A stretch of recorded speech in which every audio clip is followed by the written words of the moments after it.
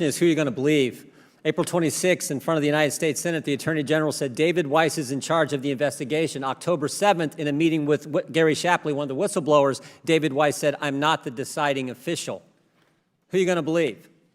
On February 28th, I wrote the Attorney General asking him why there's no special counsel in the Hunter Biden investigation. He didn't respond, which is unusual in and of itself. They always respond to the Judiciary Committee when we write something to them. I wrote again on May 25th. Again, the Attorney General didn't respond, but David Weiss did. And here's what he said. June 7th, he said this: "I have been granted ultimate authority over the matter, including responsibility for deciding where, when, and whether to file charges." That's what the U.S. Attorney said on June 7th. 3 weeks later, Mr. Weiss wrote me again, and he said this: "I stand by what I wrote, but I wish to expand." Wow.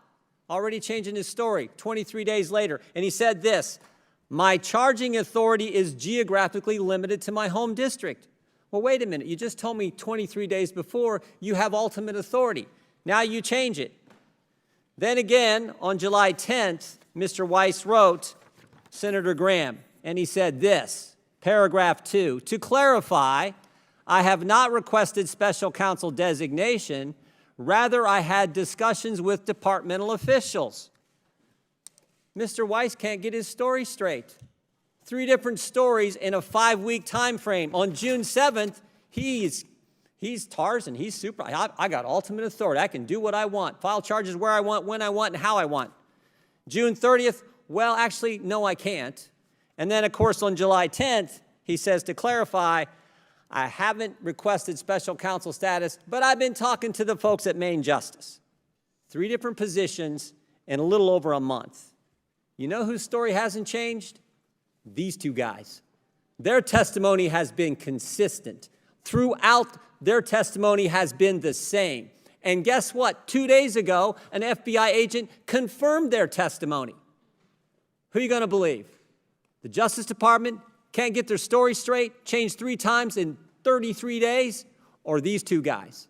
The Justice Department that was found to censor Americans just 2 weeks ago from the federal court in Louisiana, the Justice Department that said moms and dads are terrorists, the Justice Department that said if you're a pro-life Catholic, you're an extremist, the Justice Department that can't get his story straight are these 2 guys.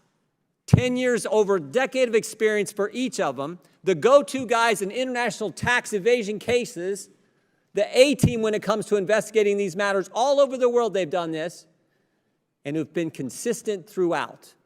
I think I'll believe these guys. I think they're the ones telling the truth. And that is fundamentally what this comes down to. So God bless you guys for the work you've done, the courage you have, and for being here today, stepping forward because you care about equal treatment under the law. That's what's at stake, plain and simple. I yield back.